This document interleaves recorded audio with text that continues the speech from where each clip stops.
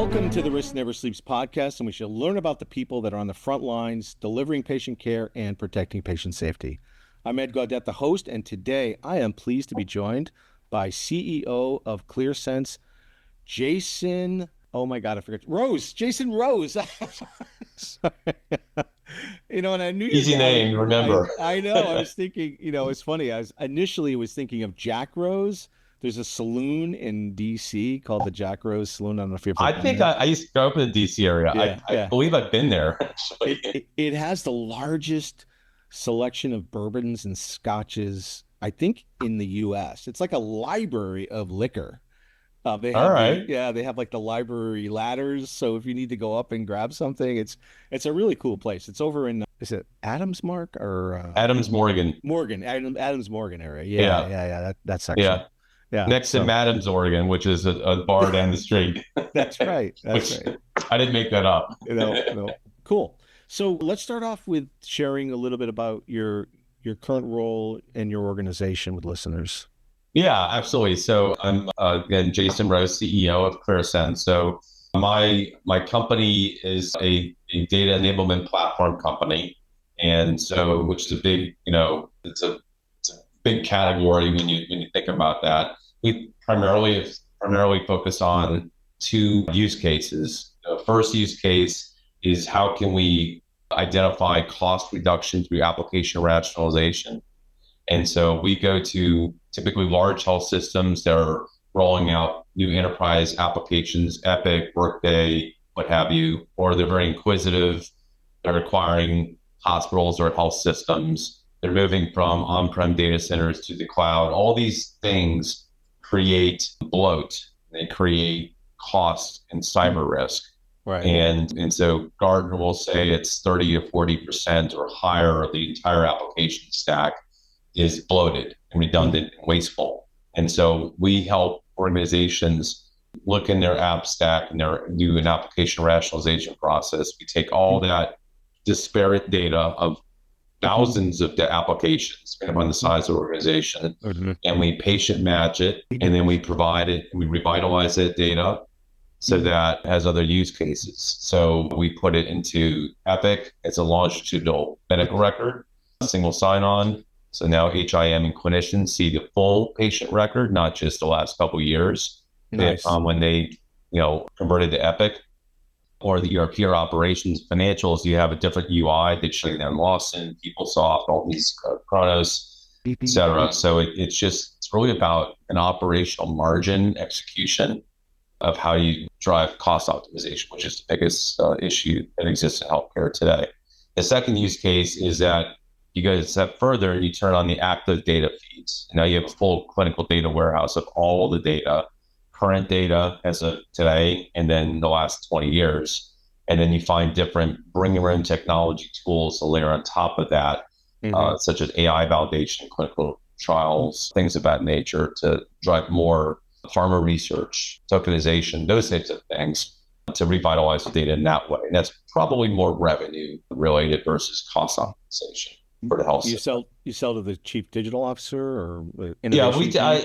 Yeah, it's interesting. It's a great question. So historically, certainly the chief digital officer of a health system is going to be the primary executive sponsor, but there is so much pressure in the four walls of the hospital system that it's really a CFO and a COO, CEO financial burn is so great.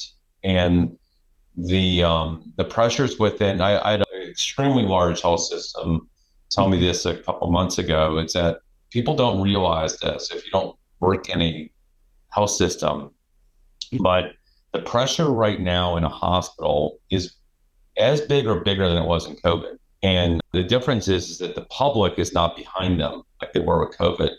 And there's no freebies by the government to keep them going. So the cost pressures on them are massive. And they have got to figure out a different way of their operating model. And so we have an awesome technology, which we can go more into, but the problem we're solving for is definitely reduce costs, reduce your operating margin. So nice. You have a strong ROI message, which again supports the sale to the CFO and the COO. Yeah, Yeah. And absolutely. Yeah. are you using like a snowflake or are you using Fire? Like what's the base architecture? Yeah, so Snowflake that's a data warehouse. I'm thinking of Snowflake as you're just taking data and you're kind of shoving it over to this big data warehouse. But then you don't you got to build custom use cases and things like that. That's not it's really just a different animal. We're more Hmm. of a middleware software product, and Okay. so any type of application that you can possibly imagine. I mean, the larger health systems have thousands and thousands and thousands, sometimes tens of thousands of applications across their, hospitals. And it's because of these single point solutions that have been acquired, the shadow IT, just hygiene, frankly, M&A, all these things create bloat. And it's not even probably just in healthcare, it's across the world. All organizations have technical debt. Yeah. And so what we do is we're taking that structured and unstructured data and imaging data, and we're pulling it into our platform, and we're providing querying tools and those types of UIs so that the clinician, the operator, the financial organization can use that data in a different way than they were Got it. before. But the bottom line is we're shutting down software licenses, we're shutting down infrastructure, we're freeing up personnel, and we're reducing cyber risk. And I so love that. these Yeah. are very hard costs to take out. These are not Yeah. soft. Harvest the data and then consolidate and expire, shut down, terminate, whatever you want to call Yeah, it. Yeah. decommission is the term. Decommission. That's Yep, yeah. Yeah, yep. I love that. In on average, how many systems are you consolidating roughly? Well, we're typically going to work with the larger health systems. We do have some systems that are less than 2 billion in revenue, patient revenue, but we're working with systems that are 20, 25, $30 billion patient revenue systems. So the difference between a $2 billion health system, we're working with one right now that just acquired another health system. They've got 130 applications that are just now redundant and bloated. Wow. And Yeah. half of those, or like a third of those, are ones where you need the data as well. And you need for retention rights, Yeah. for PHI, you have to keep the data for at least 7 years. Some health systems want it for 10 years, 15 years. If they're pediatric, I think it's 21 years after they turn 21 or something. The DoD is 75 years after death, by the way. So, Mm. so you have to keep that data. And clinicians, let's just face it, clinicians are hoarders. They don't want to give up any data ever. And Right. so if you take a $2 billion health system that just acquired another health system, and they've got 45, 50 some applications that needed data pulled out of that, we're going to do that. We could do that in a matter of months. Wow. We have other health systems that we're doing 25, 35 applications in a quarter that we're shutting down. And so one of our clients is public information. There was a Gardner report written, a case study that I always like to say, I didn't pay for it. It's unsolicited. They would never take my money. In July is with Trinity Health, which is the sixth largest health system in the country. And so with that health system, we have shut down 800 applications of like 7,400 across 93 hospitals. And we have saved, as of the white paper, 68 million in hard costs. And we're on our way to take out 100 million. Wow. And these are hard costs. These are software licenses and maintenance, mainly. So Do you have a risk-based, performance-based license or? yeah, today we don't. And that's, by the way, that's a net number after the paid fees for all the programs, not even just Wow. Clearsense. So That's incredible. so today we don't do risk based, but I've always said we'd be totally open to that. And so I've actually openly discussed that with prospective clients and even current clients. Current clients was like, well, wait, why would we do a risk based? You're already giving me this massive 5, 10 to 1 ROI.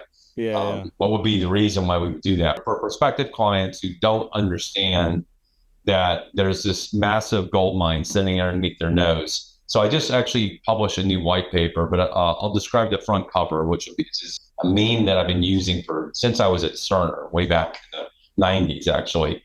And so imagine it's a cartoon, and there's these big, strong men, and they've got these ropes, and they're pulling this wagon down the road. And on the wagon, they have these square wheels, and they're just moving it along slowly but surely, and very, very hard labor, like Jean Valjean from Les Miserables or something. Very hard labor. That's so great. Yeah, but inside the wagon, you've got these beautiful radial Michelin tires. That's so what a great metaphor. That's so great. Yeah. And so if you were, I always like to say to people like, well, what do you see here? And then, the right answer is that the solution to the problem is right underneath their nose. And so there's a $1 trillion gut punch that just happened with the One Big Beautiful Bill Act. I've actually heard a better way to say it is OB3. I thought I found that out this week at a conference. OB3. It's such a cool way to say it. Techie, right? So OB3. So OB3 caused $1 trillion gut punch in funding, Medicaid and ACA funding, just gone over the next 10 years. And so that is a wallop. But yet they're looking at, they got to drive rev cycle, they got to take out costs. So there was a Gartner case study that just came out a few weeks ago, and it asked healthcare CIOs, health system CIOs, what is from January 1 to now, this is a September study, did your agenda change? These are Gartner studies, so they're very high level. 92% said, yes, my agenda has changed. So you think about health system CIOs, that's unreal. 92% said my agenda is totally changed. I'm focus on. The second question was, what is the most important initiative that you have right now since everything's changed? And number one, cost optimization. Cost containment, cost optimization. Yeah, absolutely. 59% said cost optimization. Yeah. So, but yet no one, unless we've spoken to them, is thinking about application decommissioning or rationalization. They don't realize that what they have today, which is those stone wheels, when I had the graphics person write on there, it says legacy archiving, which is all my competition. Yeah. And then the beautiful Michelin tires, they all say Clearsense on it. And so because they just don't realize that there's this massive amount of cost savings. I mean, like tens of millions, hundreds of millions, depending upon the size of the system and the M&A and that kind of thing. That kind of money is sitting there, and they don't realize it. And so last point I'll make on this from ROI. So the average not-for-profit health system is an operating margin of 4%. Okay. So this is just math, for every $1 million of cost takeout, of OpEx cost takeout that you do for a 4% operating margin organization is $25 million of replacement revenue. So for every $1 million we take out, it's as if they just dropped in their lap $25 million of new revenue. And so $4 million is $100 million of revenue, as if they got $100 million of revenue. Yeah. So the numbers are staggering, even though I'm talking about multi-billion-dollar health systems. Yeah. That cost takeout of $1 million, $2 million, $5 million, $100 million, $100 million cost takeout on a $25 billion system is billions in revenue that they would have to get otherwise. Wow, that's terrific. Let's unpack your background. How did you get into healthcare? So I got a degree in psychology, and I thought I was going to be a therapist and write papers and do research and teach and that kind of thing. And then I worked after my undergraduate, I worked in a inpatient psych ward, the full 9 yards, restraints, seclusion, worry, the whole that's an incredible experience. Yeah. Yes. And I was there about a year, and I'm like, what am I doing here? Yeah. And surviving is what you're doing. Oh yeah, I was definitely surviving. Trying to survive the night. Yes. Yeah. It was tough. But I wanted to get out of that because that was not my thing. And it wasn't my calling, and God bless the people who do that type of work, but it wasn't what I wanted to do. But I really wanted to stay in healthcare because I really liked healthcare. I like helping people. And so I got on the business side. And long story short, when I decided to get a master's in business school, I said, I want to do health services. So there's a health services administrative degree at George Washington University. And so I always like to say I happened to find out from like a high school friend that I kept in touch with. He said, did you know that GW pays for your education if you work there at the medical center? I did not know that. Well, that was an easy math. So there was an opening in IT department in the medical faculty associates. And then next thing I know, I'm in IT. I knew nothing about IT. Oh, that's cool. And this is in 1995. And so I wedged my way onto this EHR search committee. This was HBOC and Cerner and IDX. Epic was formed in 92, I think. Yeah. And so they weren't even early days. Yeah. Early days. Yeah. And I just sort of used my role as a 26-year-old graduate student / IT coordinator to say, hey, would you like to come on site? By the way, I'm looking for an internship because I'm custom creating my own degree. I got the dean of the school to allow me to do that. A healthcare tech degree never existed. And I need an internship. And so I somehow convinced Cerner to become, I'm the first graduate intern with Cerner Corporation, actually. Wow. So and that's kind of how I got into healthcare and healthcare tech. Got it. If you weren't doing this job, what would you be doing? Oh, man. What are you most passionate about? I'd probably be a lawyer. Oh, really? Yeah. I think I'd be a lawyer. I like to do research. I like to find compelling arguments and make my point. And I use that for purpose of marketing and selling. But way back, I think I wanted to be an attorney. You're a commander debater on the Myers-Briggs, I bet. There you go. What about hobbies? What are you doing when you're not working? So I like active hobbies. I like to box, but nice. not in a ring, so to speak. I'm 54. I don't want to show up with a black eye or something. You mean like box presents or? Yeah, right. Just box presents. That's good. My dad was my dad. Was there's these boxing. I go to Title Boxing, so shout out to Title Boxing. So big heavy bags, and it's I probably burn 1,000 or more calories in a workout. I mean, it's super intense, and you do a HIIT workout, you do 8 rounds of boxing, and you do core. And I like to do that. I golf. I'm working my way down my handicap on that, so I like to golf, and then I like to go outdoors and hike and with my wife, and just things that kind of get me out there in the woods and that kind of thing. And where are you based? So I'm in Nashville, Tennessee. Oh, you're in Las Vegas. Wow. Yeah. Las Vegas. Are you right in the city, or are you Franklin or outside? I'm in Brentwood. Brentwood. Oh. Yeah, I moved my company from Jacksonville. I've lived here twice now. I'm really from the DC area, but I moved here twice. But this is the healthcare, mecca of the country. Yeah, there's Florida. The company was in Jacksonville. I never lived there. I've probably been there 3 times in my life, actually. And I wasn't moving. And there was a real reason to bring the company here in Nashville since it's such a dominant. They call it the Silicon Valley of healthcare. It's such a great town too. Like, there's so much going on there. It's an awesome town. We pump out on the healthcare side. We pump out the $97 billion of revenue on healthcare every year at just Nashville. Oh. There are 900 healthcare companies in Nashville. Yeah. And several 100,000 workers. So it is by far the dominant industry here. I just hired my chief commercial officer. She lives in Nashville. So. Yeah. And then when I moved the office from Jack's to here, I also live in Brentwood, and it just so happened it's 3 minutes from my house. It just sort of worked out. I don't know how that happened. Yeah, that's so nice. That's awesome. If this is the Risk Never Sleeps podcast, I got to ask you, what's the riskiest thing you've ever done? That's a great question. I'm going to give you 2 but they're both connected. So one was when I originally moved to Nashville from the DC area. It was after 9/11. I got to get off the road. I was Captain Ernst Young and traveling too much. And I thought, let's just pick up the fam and go to Nashville, and I worked at Ardent Health Services. So and I was like a deputy CIO there, effectively rolling on Cerner actually.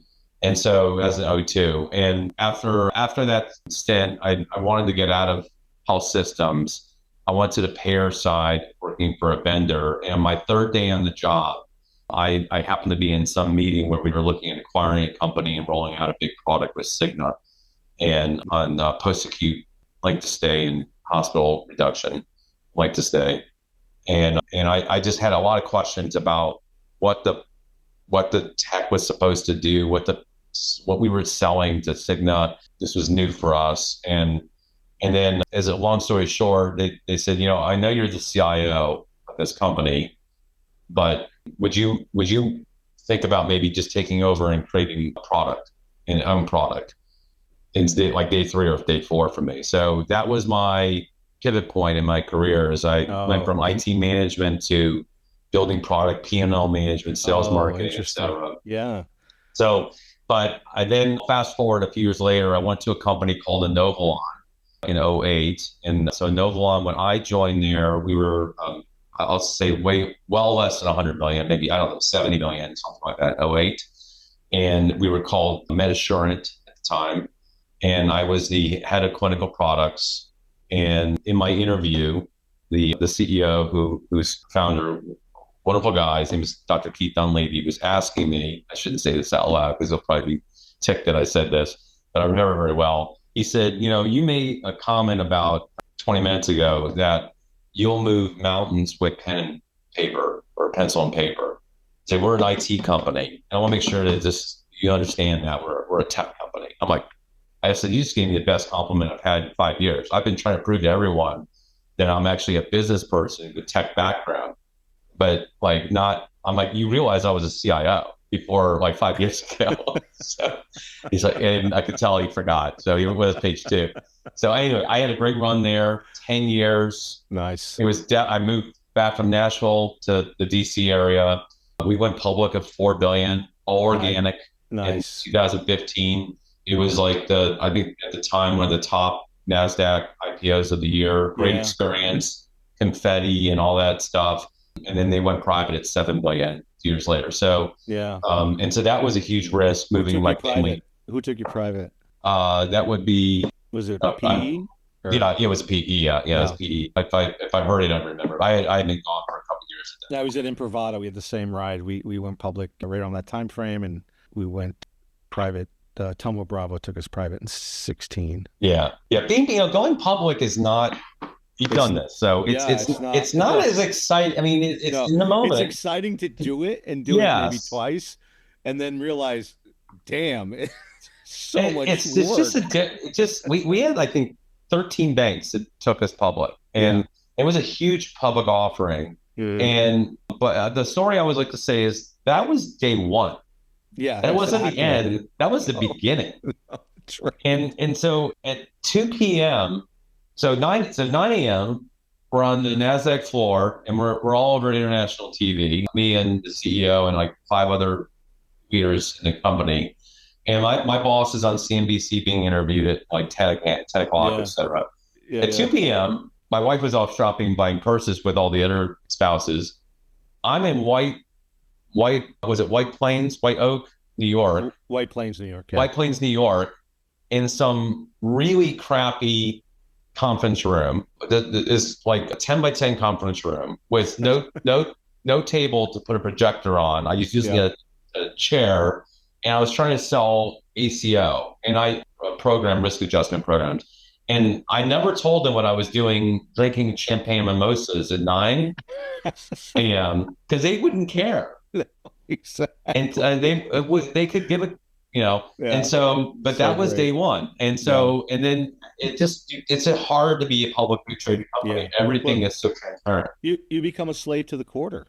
Yes. And you make decisions based on that, which quite frankly may not be the right decisions for the company long term. I totally agree. And that's why I think I had gone, and I left in 17, but they went private in 21. And that's, I think that's why it frees you up. And so companies who are having problems, we weren't having problems, but just companies who have a longer term view, I think it's a lot easier to go private personally. As much as fun it was, and from an ego perspective, it felt great. And you And know, the money's not bad either. and the money was good too. I got admit. So there's that. Yeah, all those purses. Details. Yeah. Details. All those purses I didn't buy. I remember my first IPO. I shouldn't even say this, but I was in San Francisco and I called my wife. I'm like, I'm going to buy an Andy Warhol. Oh, She's like, wow. what? I go, I'm buying an Andy Warhol. Did you buy the Campbell suit? No, I didn't buy that. No. I bought another one, but anyway, we still have it. It's over our That's fireplace. cool. Yeah, no, it was Very cool. cool. But it was stupid money. It's like, and I was a kid. Like, it was, I was just so young. I Yeah. just love art and I love culture. And anyway, but you could go back in time. Speaking of kids, and tell your 20-year-old self something. What would it be? So I would I've got a bowl here. I'm gonna go off camera and show you something. Yeah. So when this is my bowl, okay? Oh, yeah. It's made out of, you like art, so this is made out of pistons and horseshoe, and Awesome. yeah, it's pretty cool. So I like to think of take the bull by the horns. And so my CEO at that company, when I did that change from IT, the CIO to ops, he had a bull on his desk. His name was Jim Deal. He just passed away a few months ago. He was a wonderful guy. He was at Healthways and he was CEO of Inspiris, where I was. And he had a Merrill Lynch bull on his desk. I was like, that's badass. I need to get one of those. It took me like 6-7 years to find something unique to me. I found it in some island on some cruise. But when you were on Wall Street, did you grab literally that bowl by the oh horns? yeah, I You had have a pictures of me picture? next to that bowl, Yeah, definitely. That's so great. But take the bull by the horns and then get out of your own way. Yeah. Is what I would say to myself. And that's, I tell my 54-year-old self that too, by the way, it's just, I have a hard time sitting still. And I think that OB3 bill is probably the biggest bill, and it's definitely since ACA, maybe even before that. So it's a huge change to healthcare. And so that is just an example. There's never let an opportunity go to waste, is another line I like to use. Yeah. And so being aggressive, first to market, drive value. And that is, I think you can figure out how to make money if you figure out how to drive client value is number one through 10. Most important things I think anybody should do in any company is client value. Yeah. Amen. You're on a desert island. You could bring 5 records with you. What would you bring? All right. So yeah, this was the hard question. Oh, really? 5 albums. Yeah. Okay. Yeah. All right. So here we go. Only because you have a love of music and you have so I many. do. I love music. Okay, me too. Yeah. Okay, good. Oh, Yeah. I'm excited now. Okay. Yeah, I love music. So I have Appetite for Destruction, my Guns N' Roses. Guns N' Roses, yeah. I've got Plush by Stone Temple Pilots. Oh my God, I love that. Okay. I got Van Halen. Acoustic version. Oh, the acoustic version is great too on the MTV Unplugged. Yes. Absolutely. Yeah. So good. Van Halen 1984. Oh, you're a Van Halen fan. All right. Good. Nirvana Nevermind. Oh, wow. Oh, nice. All right. I see a theme.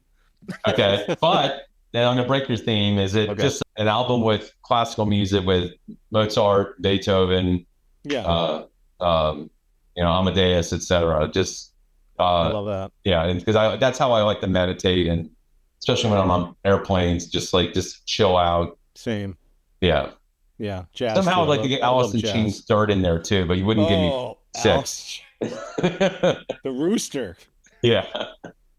So, all right, I'll go onto your island. What's the figurine behind you? Is that like from the movie? This. Yeah. I didn't realize that was here. Yeah. So this is a zombie, and you can see it says "kill your abs." Yeah. Was that something you guys did as a promo? Yes. That's we fantastic. mailed out like 100 of these things to CEO, CFO, CIO, and COO. I love that. Was it effective? Did it work? Yeah, we got a lot of attention. We're about to send out another 150 of those. You know what? This was the hardest thing to find, was actually a zombie.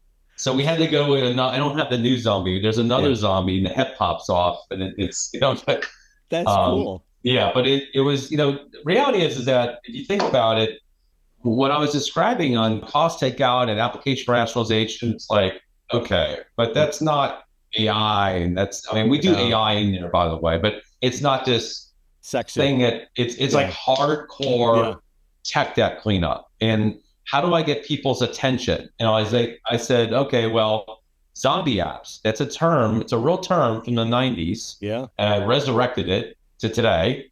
And Gardner wrote a piece that they update every few years.